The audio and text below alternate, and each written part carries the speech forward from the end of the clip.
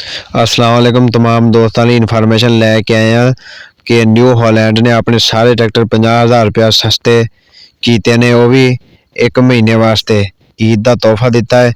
जिहड़ा भी मेरा दोस्त वीर ट्रैक्टर खरीदना चाहता वो वास्ते बहुत ही अच्छा मौका है। वीडियो मुकम्मल देखना, वीडियो दे विच मुकम्मल डिटेल मौजूद आ, तुसीं देख सकते हो। जिहड़ा मेरा दोस्त वीर ट्रैक्टर खरीदना चाहे, फीएट गाजी 640 दबंग सब ट्रैक्टरां ते आ लिस्ट मौजूद है। सब ट्रैक्टरां दे रेट 50 तो 60,000 रुपया उन्होंने कम कीते आ ताकि जिमीदार किसान खरीद सकन ट्रैक्टर। जिहड़ा भी मेरा दोस्त वीर खरीदना चाहे उहदे वास्ते बहुत ही अच्छा मौका है, वो खरीद सकदा आ। वीडियो चंगी लगी हो वीडियो नूं लाइक ते शेयर कर देना ताकि इदां दियां होर वीडियो बना के असीं अपने चैनल उत्ते लिआउंदे रहिए। साडे चैनल नूं सबसक्राइब कर देना ते वीडियो नूं लाइक ते शेयर कर देना, बैल आइकन दा बटन प्रेस कर देना ताकि न्यू आने वाली वीडियो तुहाडे तक बआसानी पहुंच सके।